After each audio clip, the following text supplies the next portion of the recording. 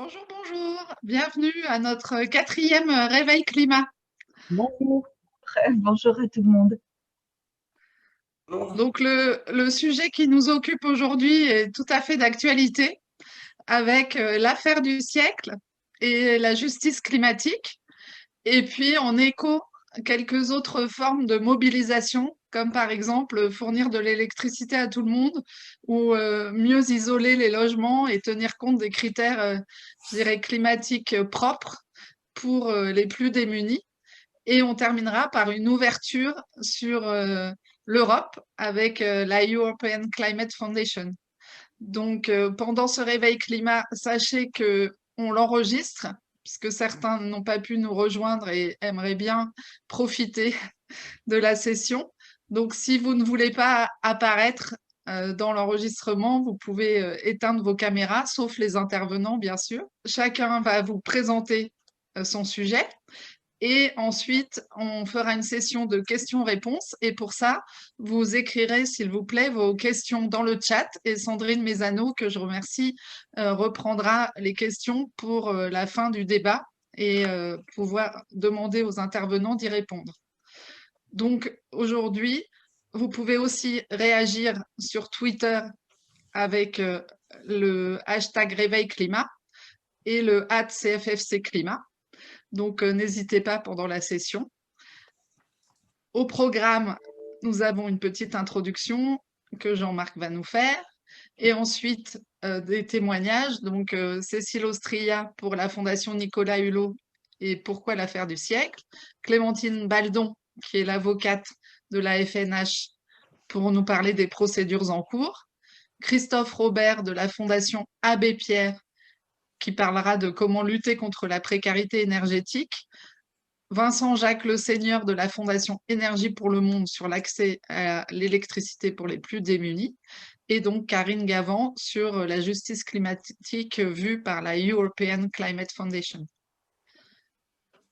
Donc voilà, je vous propose de démarrer. Jean-Marc, la parole est à toi. Merci Béatrice. Je vais être très rapide, là, le programme est assez dense. Juste vous remercier pour toutes et tous pour votre participation. Nous sommes encore nombreux à ce quatrième réveil climat et je m'en félicite vraiment. Je tiens à remercier Marie-Stéphane pour sa très très bonne idée il y a quelque temps avec la Fondation de France, donc de lancer cette initiative de la coalition des fondations françaises pour le climat. Parce que visiblement, ça répond vraiment, non seulement bien sûr à un sujet majeur pour notre société, à un enjeu, mais aussi à une attente des fonds et fondations. Et donc, encore une fois, merci Marie-Stéphane pour cette brillante idée et cette brillante initiative qu'on a eu grand plaisir à reprendre et avec Béatrice, Sandrine, Corentin, l'ensemble des partenaires qui étaient listés tout à l'heure de la coalition. Voilà, parce que le succès de ces réveils climat, même matinaux, montre bien qu'il y a du travail. Voilà, donc bonne session à tout le monde et sans plus attendre, je repasse la parole à Sandrine. Eh ben, peut-être, puisque j'ai le Oui. plaisir d'introduire plus précisément nos intervenants, puisqu'on a la chance d'avoir 5 intervenants ce matin pour 5 témoignages.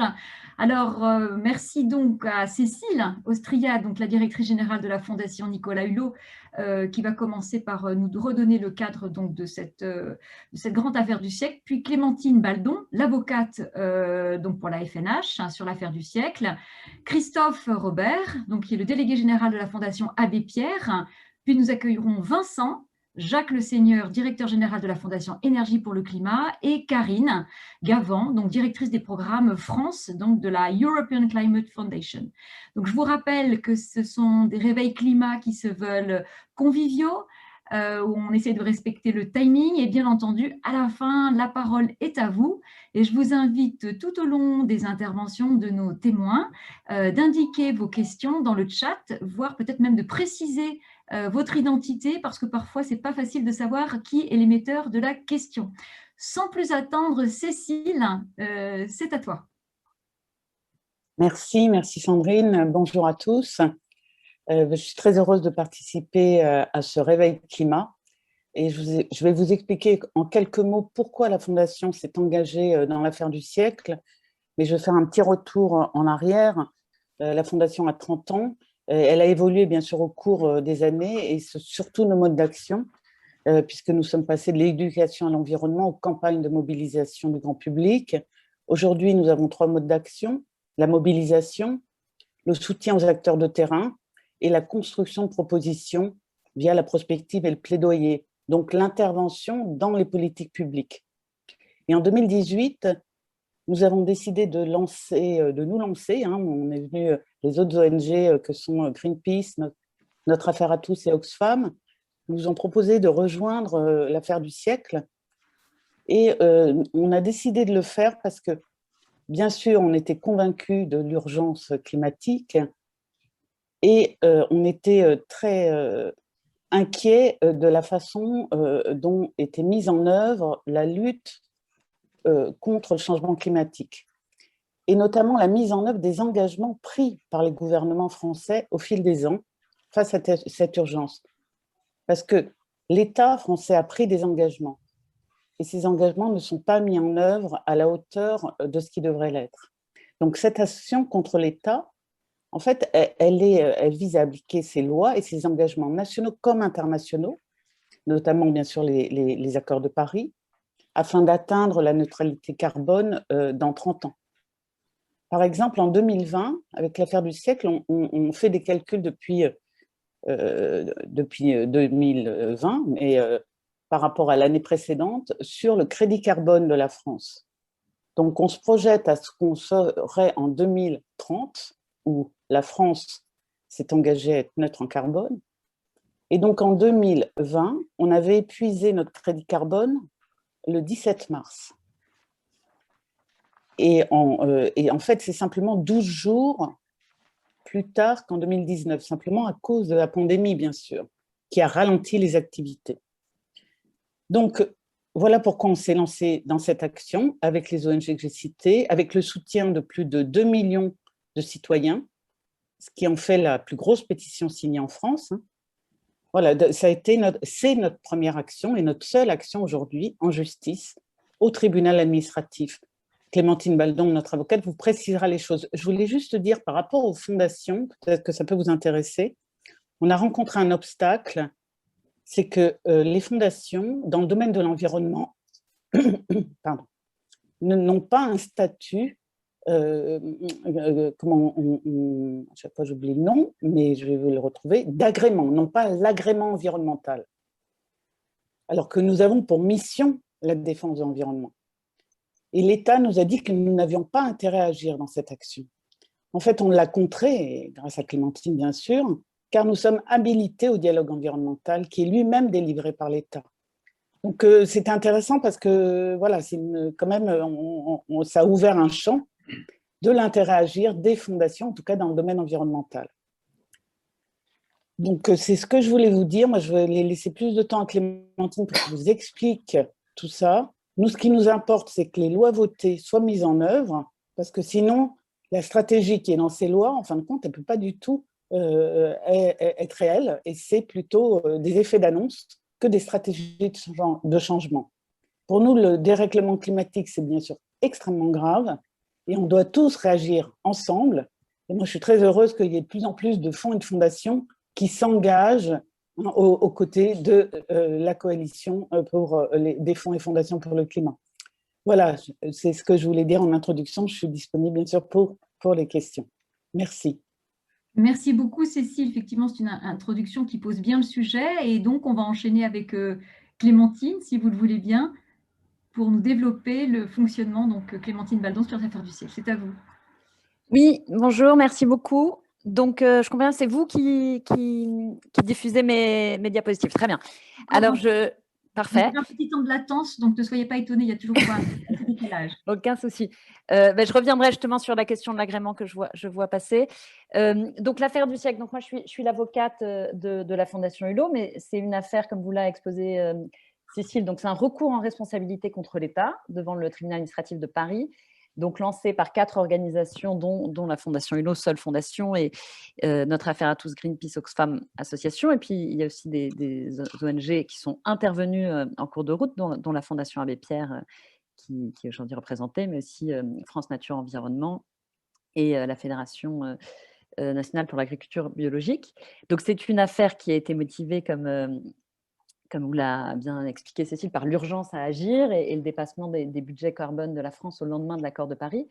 Et donc, la volonté de mobiliser tous les leviers, y compris le levier juridique, pour faire avancer les choses dans le bon sens. Et donc, c'est ça qui est quand même intéressant, c'est de voir que c'est vraiment la première fois, et pour la Fondation Hulot et pour Oxfam, que vous utilisez l'outil juridique, mais c'est face à la gravité du sujet et à l'urgence. Ça fait partie d'un levier et d'un instrument qui peut être utile, comme on verra. Ça a été aussi inspiré par l'affaire Urgenda, qui est une affaire similaire aux Pays-Bas, dans laquelle une association, Urgenda, a attaqué donc la loi climat qui fixait des objectifs de réduction de gaz à effet de serre qui étaient considérés insuffisants et qui était la première victoire. Donc, ça a inspiré d'autres affaires, y compris l'affaire du siècle, mais aussi dans d'autres pays.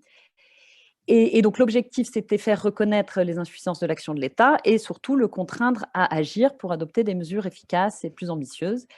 Mais bien sûr, on n'aura pas le temps, mais sachez que ce n'était pas gagné du tout à l'origine, parce qu'il y a beaucoup de nombreux challenges juridiques sur un sujet nouveau comme celui-ci et peu balisé. Donc, en 2 mots, parce qu'on l'a dit, c'est une action qui était inédite aussi, puisque au-delà d'une action juridique à proprement parler, c'est aussi un support exceptionnel de mobilisation citoyenne, puisqu'elle a été conçue dès son lancement, c'est-à-dire qu'avant même que nous, avocats, juristes, nous ayons commencé vraiment à rédiger nos mémoires juridiques, l'action était déjà connue, lancée, accompagnée de cette vidéo qui a été vue plus de 15 millions de fois avec les people et d'une pétition, donc comme rappelait Cécile, qui a été signée plus de 2 millions de fois, et donc ça en fait le record absolu en France. Et ça a été utile parce que ça a vraiment été un catalyseur, alors à un moment qui n'était pas évident, parce que c'était en plein mouvement des Gilets jaunes, qui, vous vous rappellerez peut-être, mais a été vraiment initié par la hausse de l'essence via la taxe carbone, qui est une mesure écologique. Donc, c'était un vrai challenge de faire rejoindre les 2 mouvements, un challenge qui a été vraiment dépassé. Et donc, ça a permis finalement d'être un catalyseur de réveil écologique, y compris au sein des mouvements Gilets jaunes. Non, mais vous pouvez passer, on peut passer à la slide d'après, parce que le temps, de toute façon, est court.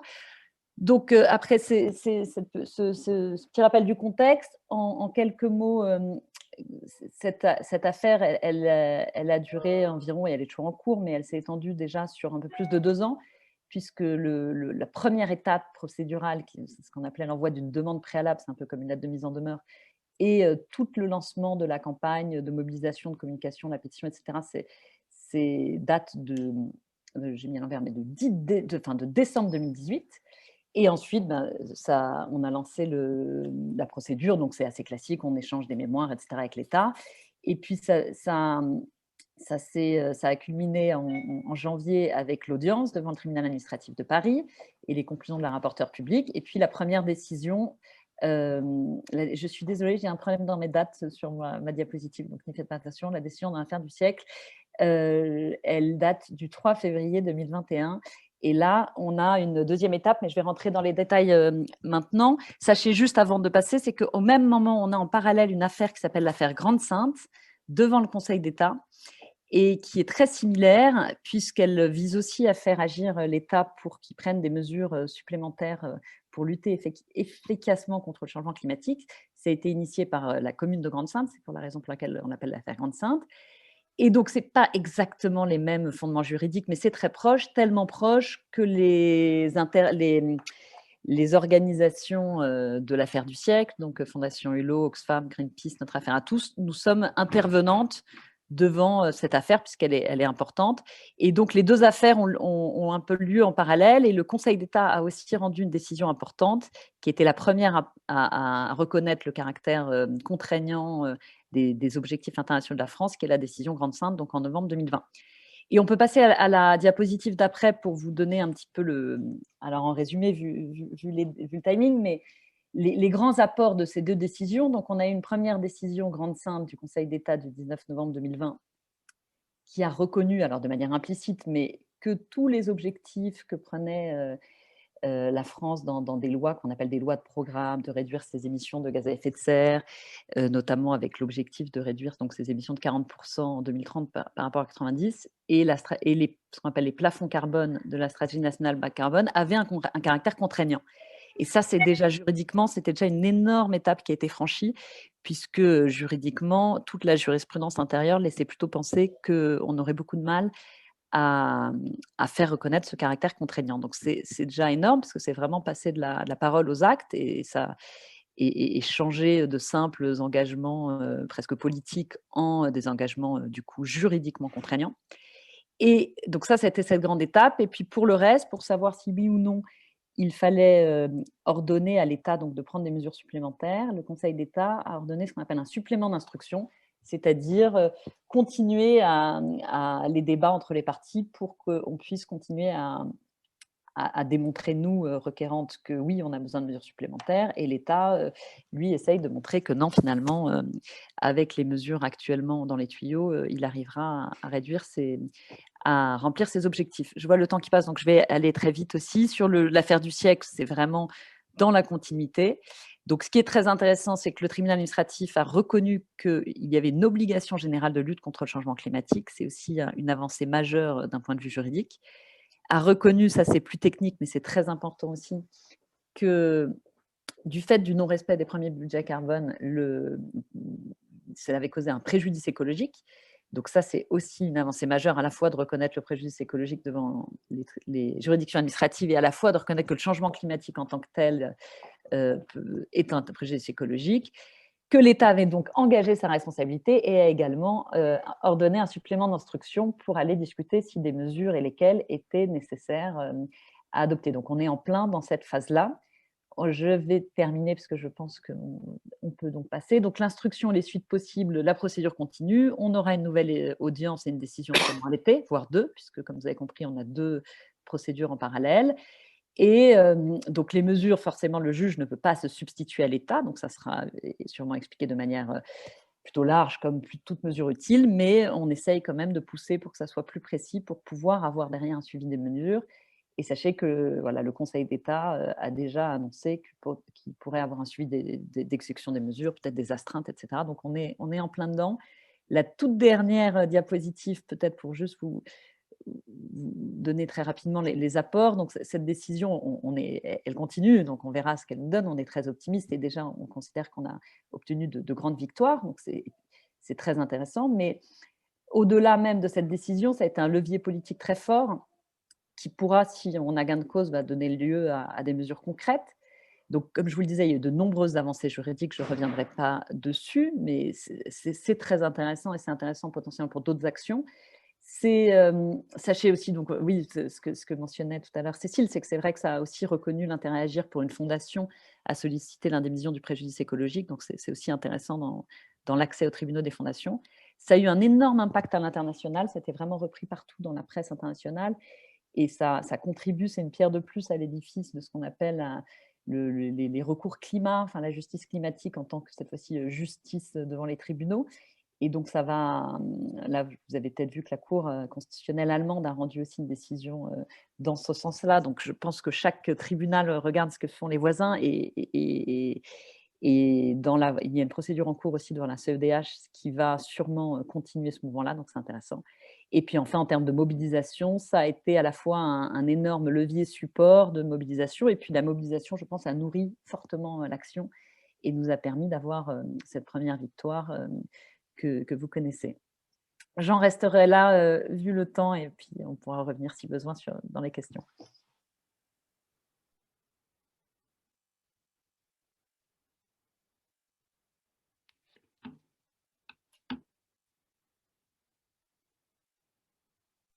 Sandrine, vous n'entendez pas? Oui. Pas de micro, Sandrine. J'ai dû toucher quelque chose. Effectivement, si je fais du mime Marceau, on ne va pas aller loin. Merci beaucoup. Donc, je disais simplement, on est dans un parfait timing. Et donc, après l'affaire du siècle, nous allons enchaîner avec une autre organisation, la Fondation Abbé Pierre, avec donc Christophe Robert, le délégué général. C'est à vous pour nous parler de l'habitat indigne. Et bonjour à toutes et à tous. Merci pour l'organisation de cet échange. D'abord m'associer aux propos qui ont été évoqués avant par Cécile et Clémentine sur la magnifique mobilisation autour de cette affaire du siècle. Peut-être qu'on aura l'occasion d'y revenir, mais cette question de l'intérêt à agir pointée par Cécile, elle est essentielle. Pour le coup, nous n'avons pas reconnu l'intérêt à agir de la Fondation Abbé Pierre dans cette affaire, c'est pas terminé. C'est pas la première fois que ça nous arrive. Dans le cadre de notre action juridique, par exemple, nous sommes portés partie civile dans l'homicide involontaire suite aux catastrophes de la rue d'Aubagne, les 8 morts dans le centre-ville de Marseille. Et au départ, on nous a pas reconnu l'intérêt à agir. Nous avons bien sûr continué le combat et depuis, on nous l'a accordé, cet intérêt à agir. Donc nous serons bien dans le procès pour homicide involontaire sur la question de ces bâtiments qui se sont effondrés et cette catastrophe humaine. Donc il y a un sujet pour nous tous, ici autour du CFF, sur cette capacité, sur cet intérêt à agir. En gros, pour vous donner un exemple, mais ce qui s'est passé à Marseille, c'est qu'on nous disait qu'on n'avait pas de lien direct en fait, avec les familles qui étaient concernées par l'effondrement de ces bâtiments. Et il a fallu donc prouver que c'était un travail quotidien que nous menions à Marseille depuis des décennies pour soutenir les mal logés, pour lutter contre l'habitat indigne, pour faire appliquer les lois en matière de lutte contre l'habitat indigne. Et finalement, cette dimension-là a été reconnue. Donc, il ne faut pas désespérer. Et on a bien notre rôle à jouer dans ce domaine. Écoutez, moi, juste ce que je voulais partager peut-être avec vous, c'est autour de la question de la précarité énergétique, montrer à quel point nous avons un rôle collectivement, tous, déterminant sur ces sujets, et peut-être évoquer un certain nombre de leviers. Quelques mots sur la Fondation Abbé Pierre. Elle a à peu près la même âge que la Fondation Nicolas Hulot, une trentaine d'années. Sa mission principale, c'est d'agir, à 98% avec des dons de particuliers, donc pas de financement public. C'est aussi un gage d'indépendance pour notre action sur le terrain, où on finance à peu près 900 projets par an qui sont portés par 450 associations, des projets de lutte contre le mal logement, et puis tout un volet qui fait partie intégrante de nos statuts, donc qui est identitaire autour du plaidoyer, et puis qui rejoint le combat juridique dont on vient de parler comme un levier évidemment essentiel. Alors cette question de la précarité énergétique, en tout cas pour la Fondation Abbé Pierre, elle a démarré par rapport aux besoins en fait, des ménages. C'est-à-dire que dans notre souci d'apporter des réponses aux personnes mal logées, nous avons pu nous apercevoir à quel point les plus pauvres étaient les premières victimes de la cherté du coût de l'énergie, victimes des passoires thermiques impossibles à chauffer, donc avec toutes les conséquences que ça peut avoir sur la vie quotidienne, sur la santé, sur le vivre ensemble, la citoyenneté, parce qu'on a souvent honte de vivre dans un logement qui témoigne d'une précarité énergétique vis-à-vis de nos voisins, etc. Et donc, en intervenant concrètement sur des travaux, sur accompagner dans l'accès aux droits les ménages, on s'est aperçu que cette question de la précarité énergétique est montée très fortement ces 20 dernières années. Donc, c'est à partir de la réponse aux ménages qu'on s'est rendu compte qu'il y avait là un enjeu très très fort. Et puis, progressivement, et c'est là aussi un point qui me paraît essentiel, qui rejoint la crise des Gilets jaunes, le mouvement des Gilets jaunes dont on a parlé tout à l'heure, et bien d'autres sujets qui nous occupent, c'est qu'il y avait un lien très très fort entre la dimension écologique et la dimension sociale de ce phénomène, et qu'on ne pouvait pas dissocier les deux. Et pour tout vous dire, il y a 15 ans de ça, on n'était pas dans une logique, nous, Fondation de lutte contre l'exclusion, dans une logique de plaidoyer, qui intègre les enjeux écologiques. On les intégrait, mais pas de manière aussi forte comme le fait aujourd'hui. Et on a pu acter à quel point les deux étaient indissociables. Alors, quelques petits chiffres sur la précarité énergétique. Il faut rappeler déjà que le bâtiment est responsable de 45% de la consommation d'énergie en France, de 25% des émissions de gaz à effet de serre. Rappelez aussi qu'il y a 4,8 millions de passoires thermiques, donc catégorie F et G, c'est-à-dire les pires logements et qui ont une incidence très très forte sur la consommation de gaz à effet de serre. Et puis qu'au fond, on a à peu près 12 millions de personnes qui ont froid chez elles ou qui dépensent trop d'argent pour se chauffer. Donc, on est face à un phénomène qui est massif, un phénomène qui a des conséquences sociales, sanitaires et écologiques majeurs. Des enjeux aussi économiques très forts, parce que si on arrivait à mobiliser vraiment très fortement l'ensemble de la nation autour de la lutte contre la précarité énergétique et pour rénover l'ensemble des passoires thermiques dans un délai le plus court possible, eh bien on va avoir un développement économique très très important dans le domaine du bâtiment, sur les secteurs donc liés à la transition écologique. Et puis on va aussi, ça a déjà été estimé par nos organisations avec des compétences fortes, des coûts évités très importants en matière de santé liés au mal logement, de santé liés aux conséquences de la précarité énergétique, des coûts directs qui sont évalués à peu près de l'ordre de 1 milliard d'euros par an. Donc des enjeux sociétaux, structurels considérables pour nous tous. Donc c'est là où il me semble que notre responsabilité collective, elle est très importante pour pouvoir faire de ce sujet, avec d'autres bien sûr, un des actes majeurs de l'action de la puissance publique, du point de vue local comme au niveau national. Donc nous, on agit concrètement, c'est-à-dire que par exemple, on apporte des aides pour rénover les logements des ménages, notamment les ménages les plus pauvres, qui sont en incapacité de faire les travaux de rénovation de qualité globale qui permettent de faire baisser la facture. On a pu faire la démonstration que ça avait un impact considérable. Par exemple, notre intervention auprès de ménages pauvres pour lesquels on fait des rénovations vraiment de qualité permet à des ménages pauvres de récupérer 900 € par an en termes d'économie de charges, au-delà même du confort, de la dignité du logement et tout ce que ça implique en termes de conditions de vie au quotidien. Donc, agir à travers ce que nous pouvons faire, chacun, nous, les associations, les fondations, mais surtout pour pouvoir évidemment aller au-delà de ces aides qui peuvent être apportées par nous tous au quotidien et le soutien qu'on peut apporter aux ménages, et bien faire changer la société sur ce point. Et c'est là où les coalitions sont essentielles.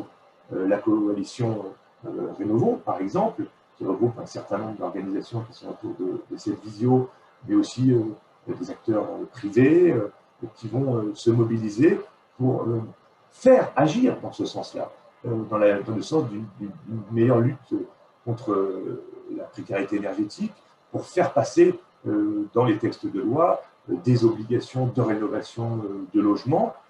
Alors, notre coalition qui nous paraît essentielle, dans laquelle nous sommes très investis, et c'est le cas aussi de la Fondation Nicolas Hulot, c'est le pacte du pouvoir de vivre.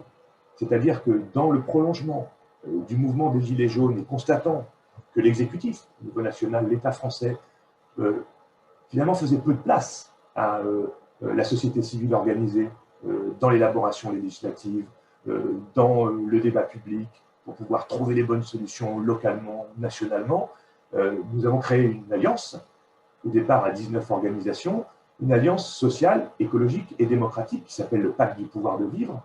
19 organisations au départ, et aujourd'hui 66 organisations qui sont en train de préparer notamment la campagne 2022, qui ont mené des actions depuis 2 ans dans le cadre des plaidoyers liés à des dispositifs, liés au plan de relance, liés par exemple à la loi climat en cours de débat au Parlement.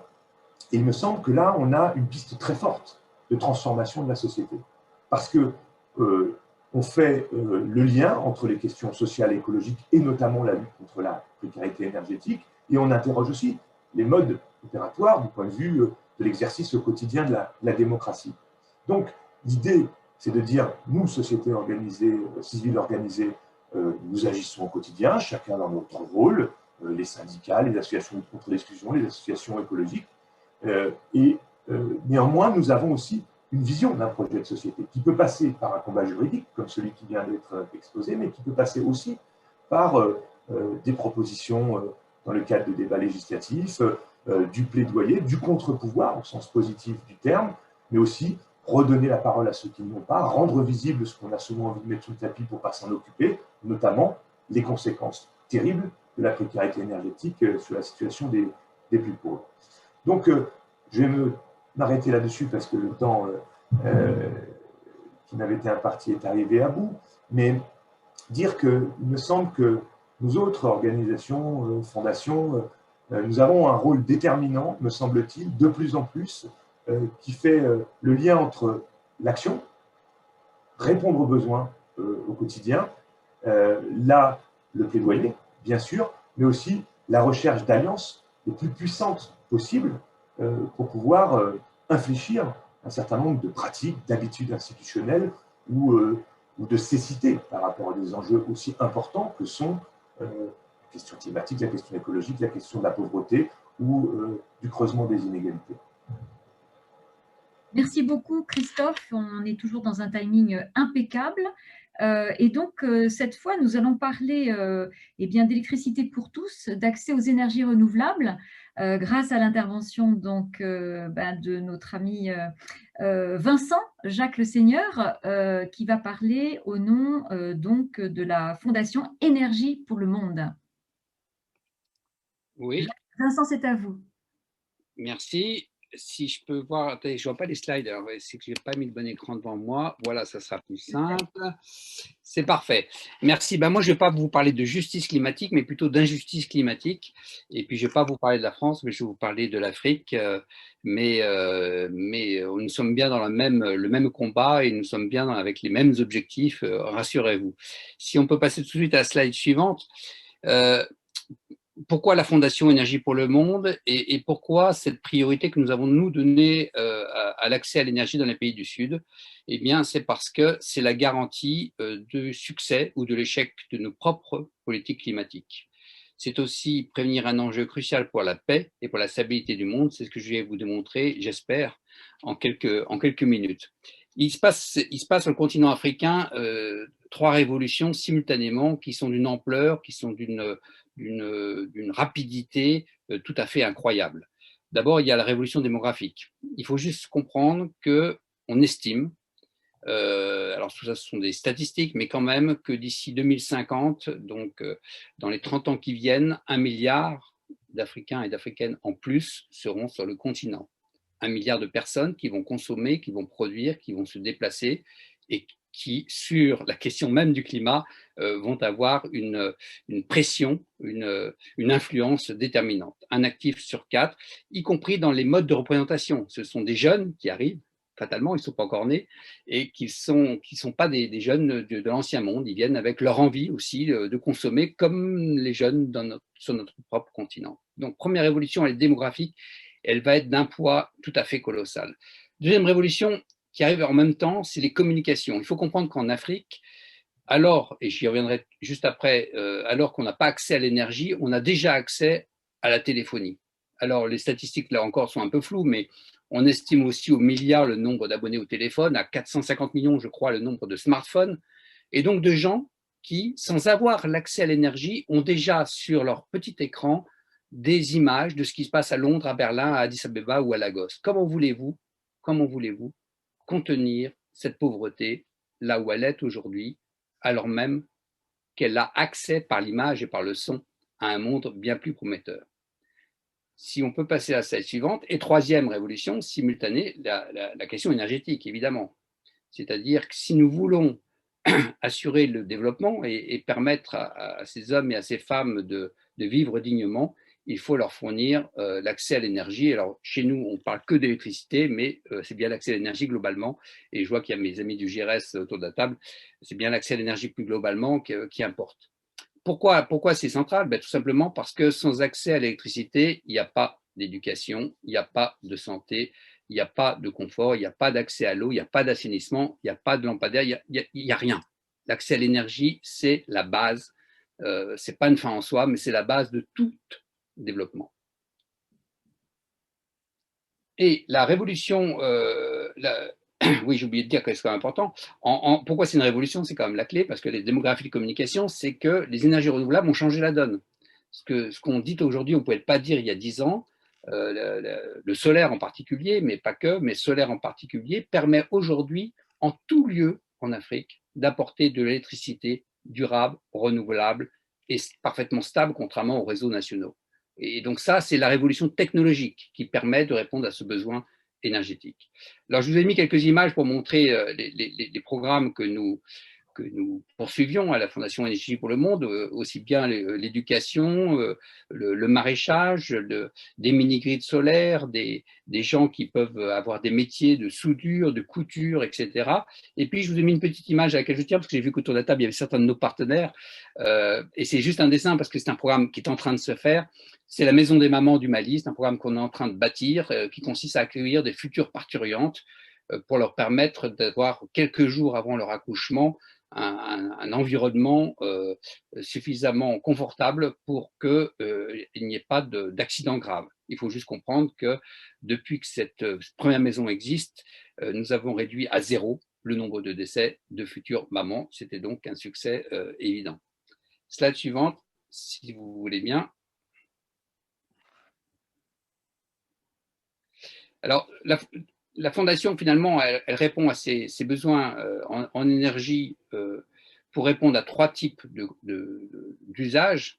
Le plus facile, comme tous nos collègues, c'est de répondre aux usages domestiques. Vous apportez 3 loupiottes, l'alimentation de la télé, du téléphone, et vous croyez avoir fait votre boulot. En réalité, là, vous apportez une consommation, certes utile, certes un confort domestique, mais évidemment pas du tout suffisant pour assurer le développement. Et puis vient derrière la satisfaction des besoins communautaires. C'est évidemment évident que le dispensaire, l'école, la gendarmerie, mais aussi que l'éclairage public, qui est un facteur de sécurité évident, doivent être assurés grâce à l'arrivée de l'électricité. Mais ce n'est pas tout, parce que là encore, c'est une consommation, mais ce n'est pas une production. Et donc, le troisième point est pour nous l'essentiel, c'est ce qu'on appelle les AGR, les activités génératrices de revenus, ou les activités économiques. C'est faire en sorte que l'électricité, elle apporte des consommations nouvelles, elle apporte des conforts, elle apporte des satisfactions nouvelles, mais en même temps, elle apporte des revenus, parce qu'elle permet aux soudeurs, aux couturiers et à toutes sortes d'activités de se développer beaucoup plus rapidement et donc de dégager des moyens. En 30 ans, alors nous aussi on a 30 ans, je vois qu'on a tous 30 ans autour de cette table, c'est bien, ça me rajeunit. En 30 ans, on a accordé à peu près 1 million de personnes à l'électricité. C'est beaucoup, 1 million. Il faut juste savoir qu'il y en a 640 millions qui ne l'ont pas encore en Afrique. Donc, c'est juste ridicule ce que l'on fait et ce n'est vraiment pas à la hauteur. Et nous travaillons principalement dans les pays qui sont mentionnés ici. Je vous ai mis les derniers programmes, ils ne sont pas tous, mais en Afrique, évidemment, francophone, c'est plus facile, mais aussi en Ouganda en ce moment. Et puis à Madagascar, où nous sommes depuis des décennies. Et en jaune, vous avez le nombre de projets, en vert, le nombre de bénéficiaires, mais je ne vais pas rentrer dans les détails. Nous n'en avons pas le temps. Je regarde ma montre, oui, effectivement, l'heure tourne. Et je vais terminer là-dessus, c'est que, et pour moi c'est la slide principale, même si elle n'a pas d'image, c'est par un triple constat. Le premier constat, c'est qui relie au thème du jour, c'est que l'Afrique paye le changement climatique au prix fort, alors qu'elle n'en est pas responsable. Et donc là, il y a une injustice climatique juste majeure. Elle le paye au prix fort, vous le savez comme moi, les inondations ou les sécheresses, les épidémies diverses, les événements climatiques extrêmes, l'apparition nouvelle de maladies infectieuses extrêmement graves qu'on croyait avoir disparu pour toujours, etc., etc., etc. Donc l'Afrique, elle paye déjà la facture, bien plus que nous, et ce n'est pas fini. Alors même qu'elle n'a pas contribué. Ça, c'est mon premier point. Il y a un deuxième point, c'est que, et pourtant, le risque, il est devant nous, parce qu'il se trouve que sous leurs pieds, les Africains ont juste des réserves d'énergie fossile tout à fait considérables. On estime que 30% des ressources nouvelles qui ont été explorées depuis 5 ans l'ont été en Afrique. Dit autrement, si on ne fait rien pour accompagner le continent africain avec toutes les technologies en termes d'énergie renouvelable qu'on maîtrise parfaitement, à des coûts tout à fait compétitifs. Il faut arrêter ce discours qui est de dire que c'est trop cher et que ça ne marche pas. Ça marche très bien et c'est pas cher, chez nous déjà et chez eux aussi. Et donc, si nous ne les accompagnons pas de cette manière pour faire le premier continent peut-être décarboné, à ce moment-là, oui, non seulement l'injustice aura frappé l'Afrique, mais elle va être démultipliée. Il est donc urgent d'agir. Merci Vincent. Voilà, c'est une course contre la montre qu'il nous faut gagner, parce que l'Afrique n'attendra pas, puis parce qu'il y va même de notre avenir à nous. Je vous remercie. Merci beaucoup Vincent, c'est extrêmement puissant cette démonstration en termes d'action sur l'Afrique. Nous sommes dans un réveil climat qui se déroule dans une parfaite ponctualité, puisque maintenant nous allons accueillir Karine Gavant, et qui est représentante donc, du programme français de European Climate Foundation. Karine, c'est à vous. Merci et bonjour à tous. Alors, j'ai un petit problème d'ordinateur. J'espère déjà que vous m'entendez bien. En revanche, je voudrais risquer de ne pas me voir parce que la caméra s'éteint au bout de quelques secondes assez systématiquement. Alors, je ne vais peut-être pas m'amuser à la rallumer pendant toute l'intervention. Je suis désolée.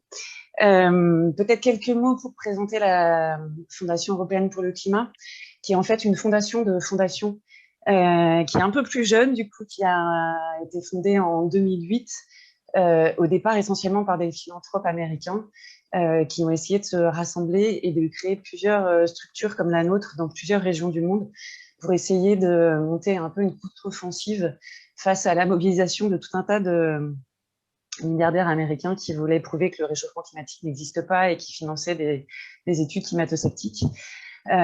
Aujourd'hui, on est financé aussi par des philanthropes européens.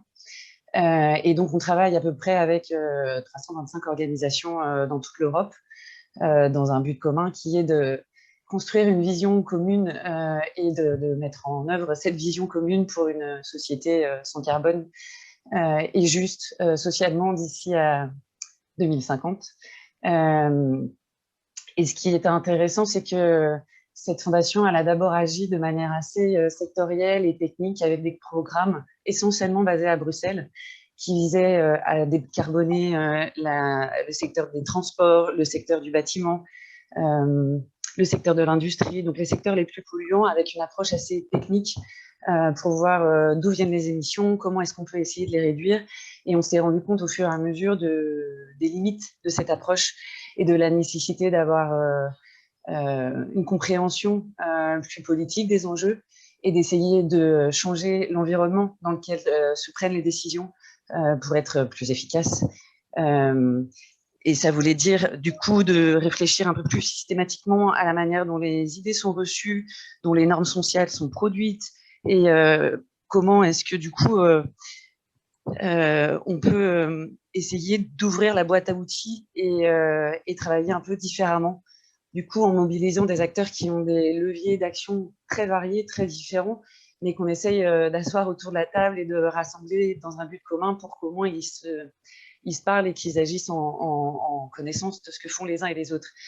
Tout ça pour dire que on travaille avec des acteurs qui sont plus dans le dialogue avec les acteurs politiques et privés, d'autres qui organisent les mobilisations de rue, certains qui font des campagnes de communication, y compris sur les réseaux sociaux, d'autres qui continuent à produire une expertise technique sur les sujets qu'on a besoin d'alimenter et d'éclairer. Mais on a aussi, du coup, le levier juridique dans cette boîte à outils, et de plus en plus.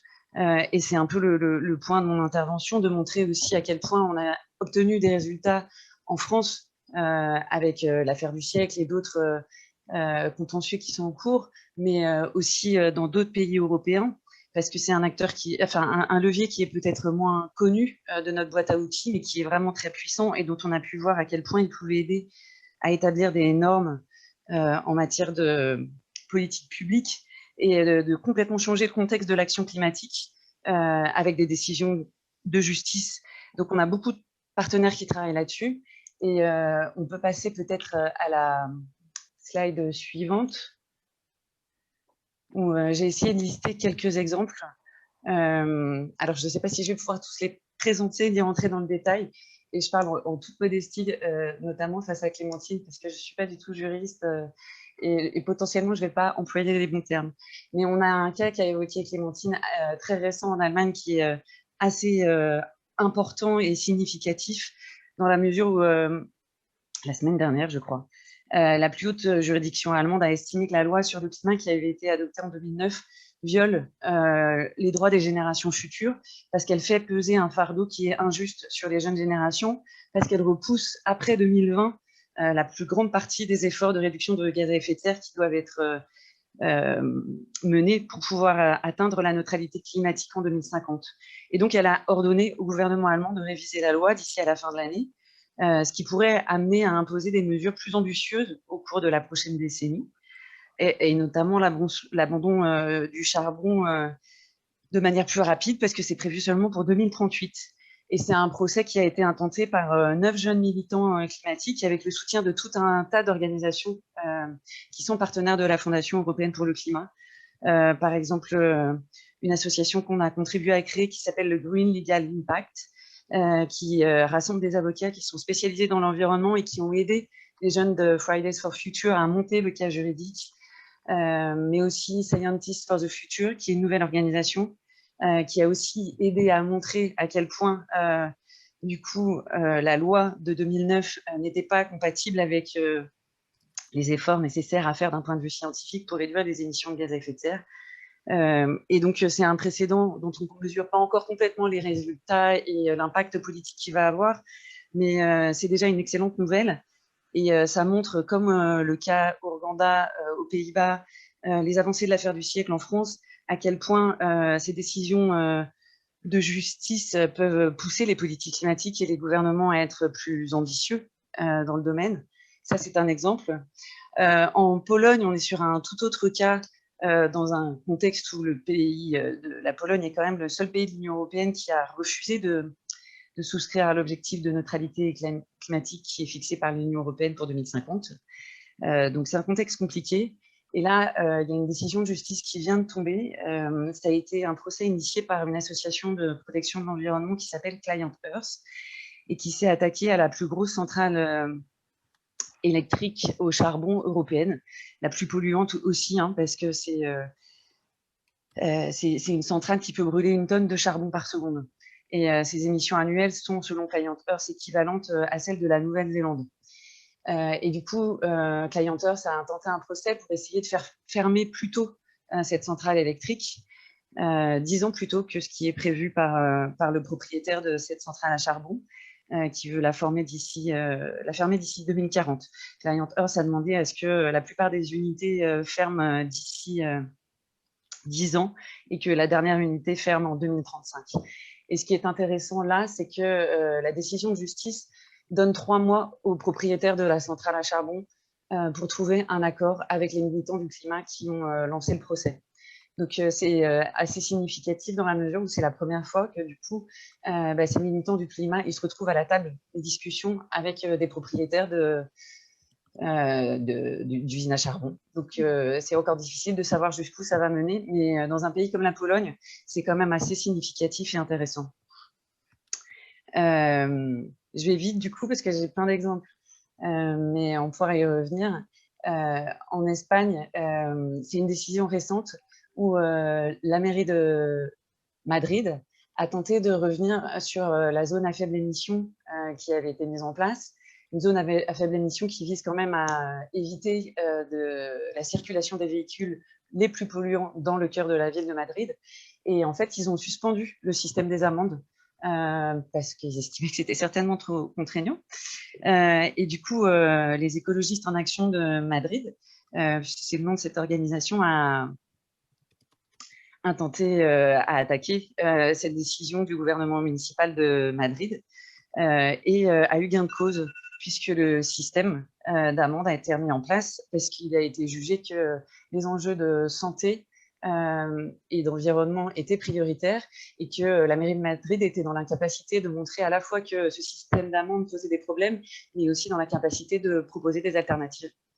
Donc c'est encore une fois une décision intéressante qui oblige les gouvernements municipaux aussi à respecter leurs engagements. Et je vais peut-être finir rapidement sur cette histoire du Royaume-Uni qui est assez significative et marquante. Ce qui s'est passé au Royaume-Uni, c'est qu'il y a une petite fille de 9 ans qui est décédée en 2013 des suites d'infections respiratoires aiguës. Et elle vivait dans le sud-est de Londres et elle allait à l'école à pied et le fait est qu'elle longeait une route très polluée.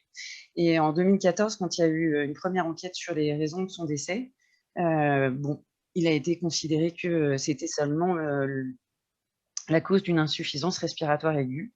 Il n'y avait aucune mention d'un quelconque facteur environnemental à l'origine de son décès.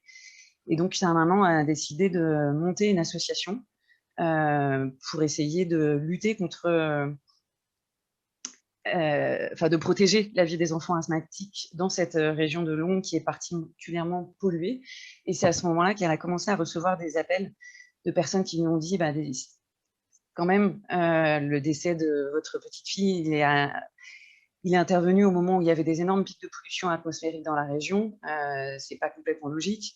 Et donc, il y a un certain nombre d'experts qui sont venus l'aider et qui ont commencé à étudier un peu les troubles respiratoires de cette petite fille qui a été hospitalisée 30 fois dans les 2 dernières années de sa vie. Et ils se sont rendus compte que c'était saisonnier, c'était en hiver, ces troubles respiratoires, quand les niveaux de pollution atmosphérique atteignaient des sommets.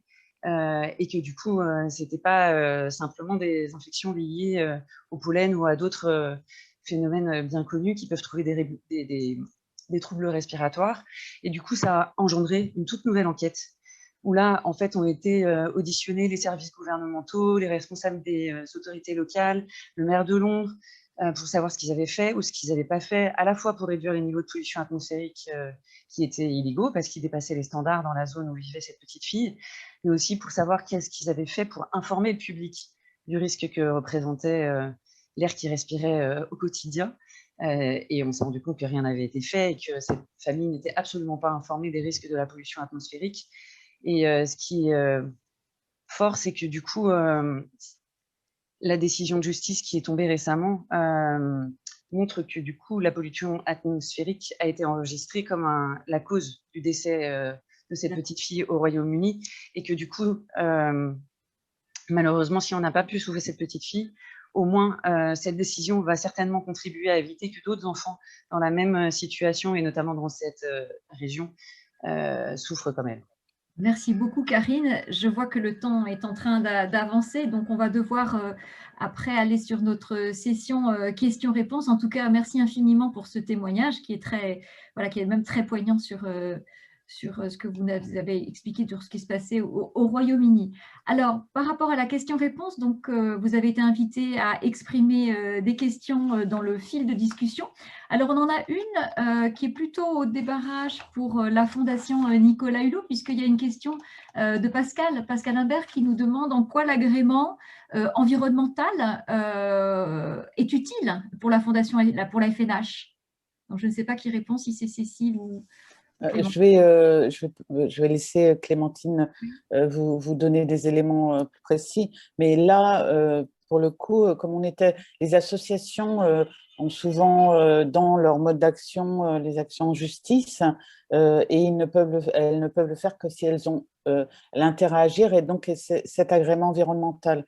Nous, comme ça n'existe pas pour les fondations, ça a été un des arguments de l'État. Mais on a vu que comme dans notre mission sociale et surtout notre habilitation à participer au dialogue environnemental qui est donné, cette habilitation, elle est donnée par l'État. Donc l'État ne pouvait pas aller contre lui, il nous accepte dans le débat et ils ne peuvent pas dire qu'on n'a pas intérêt à agir. Mais malgré tout, voilà, ça questionne et peut-être que dans d'autres domaines, ça peut poser un problème aussi. Je ne sais pas, Clémentine, si tu veux peut-être compléter. Hein. J'ajoute, je complète rapidement. Oui, l'intérêt à agir, c'est une condition procédurale qu'il faut remplir dans n'importe quelle affaire, quel que soit le cas. Donc, ça peut être contesté. Et il se trouve que dans certains domaines environnementaux, comme là, c'était le cas parce qu'on sollicitait l'indemnisation, la réparation du préjudice écologique. Il y a écrit dans la disposition de loi qui crée le préjudice écologique que ce sont les associations qui bénéficient d'un agrément de protection de l'environnement qui peuvent porter ce préjudice écologique. Donc, c'est un peu technique, ça entraîne dans les débats. Et donc là, on est arrivé effectivement à démontrer qu'une fondation qui par définition, n'est pas une association et donc ne pouvait pas bénéficier de cet agrément, était tout aussi, avait cet intérêt à agir, à solliciter la réparation du préjudice écologique. Mais par exemple, il n'en reste pas moins que la Fondation Abbé Pierre, dans ce cas-là, elle a été jugée de ne pas avoir d'intérêt à agir, à intervenir. Donc, à chaque fois, ça reste quand même une démonstration à faire et qui peut être facilitée effectivement quand vous avez pour une association qui a un agrément et si vous ne l'avez pas, ça ne veut pas dire que ce n'est pas possible, mais il y a cette difficulté à outrepasser.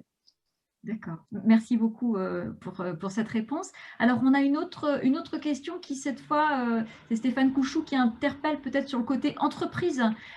Deux actions majeures récemment. Donc, il y a la proposition d'Oxfam d'indexer la rémunération des dirigeants du CAC 40 sur des objectifs non financiers, extra-financiers, notamment climatiques. Qui aurait envie peut-être d'intervenir sur cette première question? Et on a la même sur, bien entendu, la promulgation de la loi Pacte récemment et qui interpelle sur la sincérité des engagements à caractère environnemental et social des entreprises optant pour la qualité de société à mission, la fameuse communauté des sociétés à mission qui a vu le jour il n'y a pas très longtemps. Et là-dessus, la remarque de Stéphane, c'est « Il me semble que le CFF est concerné par ces sujets car les entreprises qui s'impliquent en particulier pour le climat, le sujet d'aujourd'hui, devraient recourir au mécénat et aux fondations pour adresser la dimension sociétale de ces sujets. » Alors, qui voudrait répondre sur Oxfam? Moi, je veux bien dire un mot, hein, mais c'est…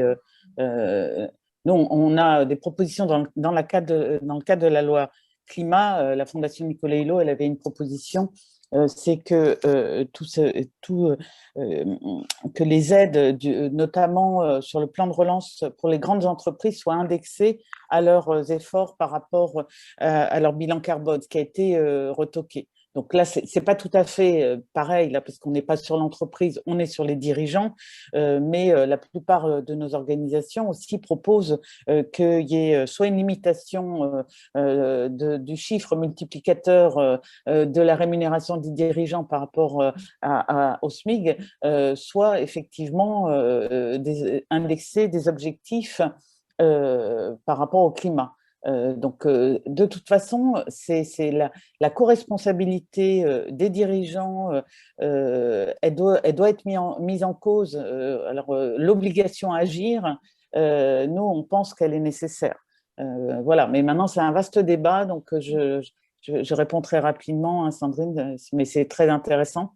Mais on a du mal, malgré tout, à indexer.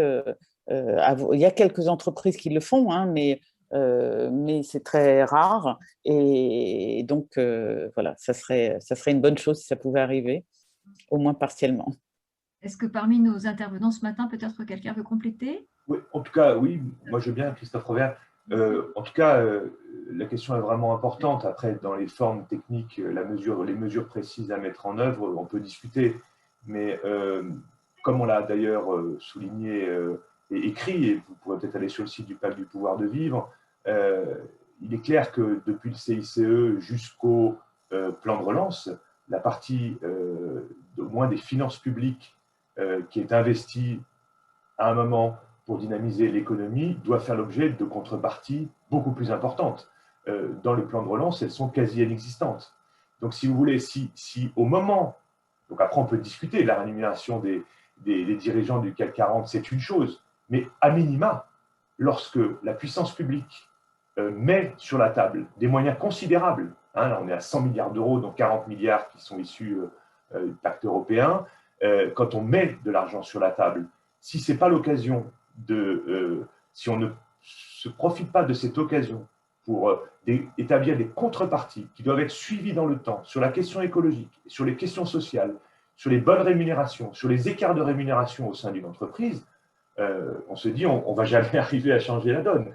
C'est difficile d'imposer à une entreprise, c'est ce que dit Cécile, et donc il faut trouver les bons équilibres, mais au moins quand la puissance publique met au pot qu'elle a sorti de contreparties sociales. Depuis le CICE, on a pu mesurer que ces contreparties n'étaient pas du tout présentes, et on a reproduit ce schéma-là, vous vous rendez compte, avec les 100 milliards du plan de relance, alors même que nous avons tous, mondialement, été sensibilisés par le creusement des inégalités, à quel point les plus fragiles étaient les plus en difficulté face à cette pandémie, à quel point un certain nombre d'entreprises pouvaient aussi avoir des responsabilités, malgré cette prise de conscience, parce que parfois les ONG se disent il faut faire du plaidoyer pour que les gens prennent conscience, qu'ils réalisent la conscientisation, etc. C'est fondamental, évidemment. Enfin, là, quand même.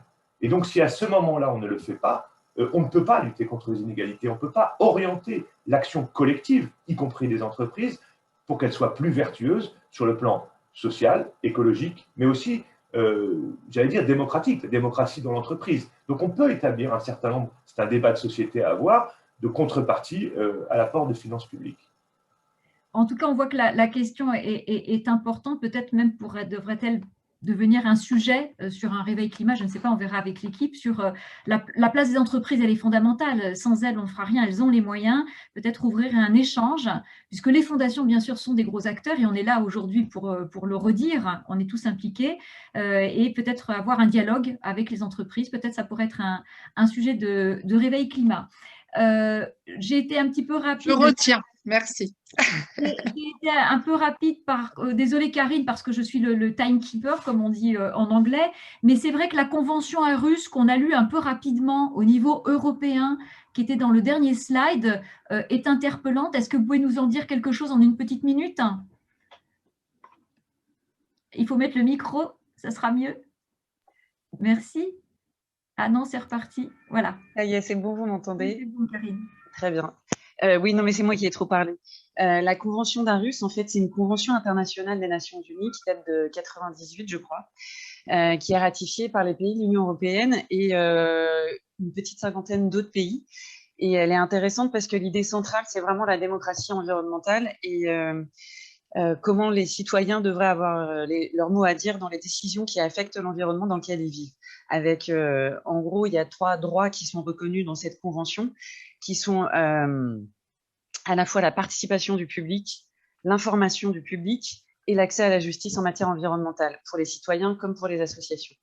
Et le fait est que, du coup, cette convention se traduit par le règlement d'Aarhus, qui est l'adaptation de cette convention à l'échelle de l'Union européenne. Donc, c'est le règlement de l'Union européenne de la convention d'Aarhus, qui n'a jamais vraiment fonctionné comme il le devrait. Or, s'il fonctionnait comme il le devrait, il devrait permettre aux citoyens et aux associations européennes de pouvoir lancer exactement les mêmes procédures qu'aux Pays-Bas avec Urgenda, en France avec l'affaire du siècle ou en Allemagne avec Fridays for Future.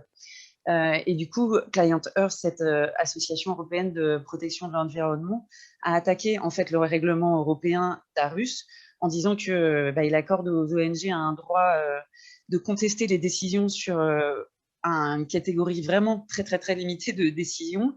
Il ne donne pas aux particuliers le droit de contester des décisions devant les tribunaux de l'Union européenne. Donc, ils ont été reconnus par alors, je ne sais plus comment il s'appelle, le comité des sages qui supervise cette convention d'Aarhus comme ayant raison. Et du coup, la Commission européenne a proposé une modification du règlement de la Convention d'Aarhus, qui n'est pas du tout satisfaisante aujourd'hui.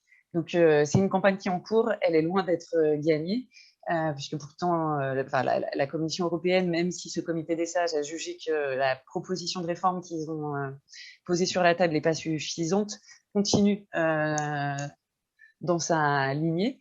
Et donc, tout l'objet de la campagne qui essaie de soutenir la Fondation européenne pour le climat, c'est de faire en sorte qu'on obtienne un règlement d'Aarhus qui soit conforme à l'esprit de la Convention d'Aarhus et que ça permette du coup aux citoyens et aux associations européennes de pouvoir obliger l'Union européenne à respecter l'objectif de 55% d'émissions de gaz à effet de serre qui vient d'être fixé dans la loi climat pour 2030. Merci beaucoup Karine. Donc il est 9h32 et notre réveil climat tire à sa fin. Moi, je retiens ce matin qu'on a eu 3 magnifiques organisations de 30 ans d'expérience qui sont venues nous raconter qu'effectivement, il y a de la mobilisation. Elle est internationale. On a parlé de France, on a parlé d'Afrique, on a parlé d'Europe. Le combat continue. Il y a même l'affaire du siècle qui interpelle pour le dimanche 9 mai. Vous irez regarder sur Internet pour ceux qui sont intéressés. Les chiffres qui ont été, je pense, formulés ce matin sont extrêmement impressionnants. On voit bien que le sujet climat, écologie, sociale sont intimement liés. On va continuer au sein de la CFFC. On peut aujourd'hui d'ailleurs annoncer qu'on a 88 signataires du manifeste et que le chiffre monte, que ce matin, on a été près de 80 à être connectés pour ce 4e réveil et qui sera suivi d'un 5e le 17 juin prochain. La thématique sera l'éducation au climat, un sujet passionnant. Quand on parle d'éducation, on est sur tous les âges, bien entendu.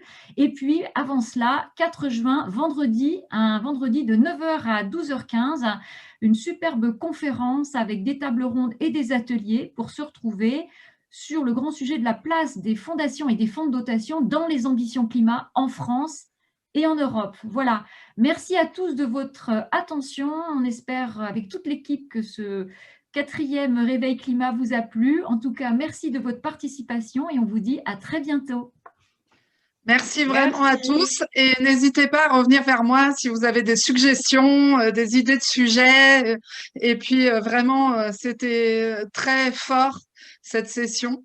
Donc, bonne journée à tous. Merci Au encore. revoir, merci. Merci, au revoir.